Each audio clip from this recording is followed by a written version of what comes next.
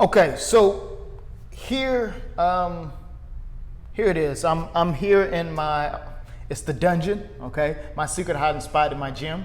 Where I have my monolift and my 2-yard racks and the strength system bench. So let's go ahead and let me show you where most people put the bar for high bar, okay? All right, so I have my rack height here. Actually, it's a little higher. Hold on one second. Let me go ahead and change this real quick.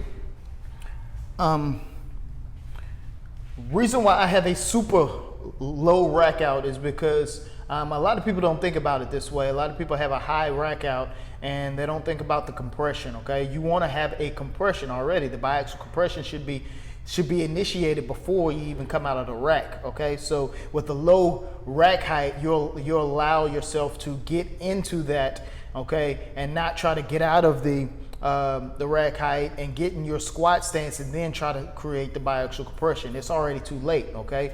You're only as strong as you were when you first got out of the rack, okay? If you have to get out of the rack and of course set up, then you're no longer strong or have tightness that you actually supposed to have, okay? So real quick, I'm gonna show you high bar, all right? So high bar is where, kick that out the way.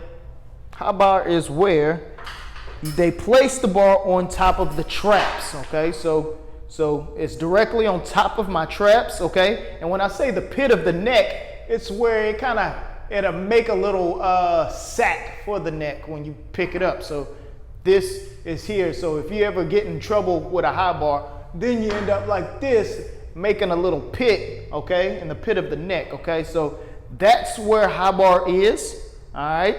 On top of the traps, there. And this is where they place the low bar, okay? So they go underneath the traps and then a little bit further on the back of the rear delts for low bar, okay? Boom, that's where they at, and then they come up. So they're directly on the rear delts in the middle of the back, okay? That's where they believe that's where the scapula is or where the low bar is supposed to be placed, okay? So what's gonna end up happening is gonna flatten you out because it's low and it's making the chest stick out, all right? That's one thing that I totally disagree with when it comes to squatting, having a big chest or a elongated core, okay? So here again, this is where I place the bar, below the traps and on top of the delts, okay? So take a look. When you see this, you'll see a little cubby hole that I create, okay? So it's directly underneath the traps and on top of the rear delts or on top of the delts, okay? So you're creating a platform for the bar, all right? So we're here, gonna slide underneath. All right, here's my traps. I'm gonna slide directly underneath my traps, but on top of the delts. And I'm gonna shrug my shoulders up, elbows up, okay? Place my feet directly underneath the bar, stand up, and there you have it.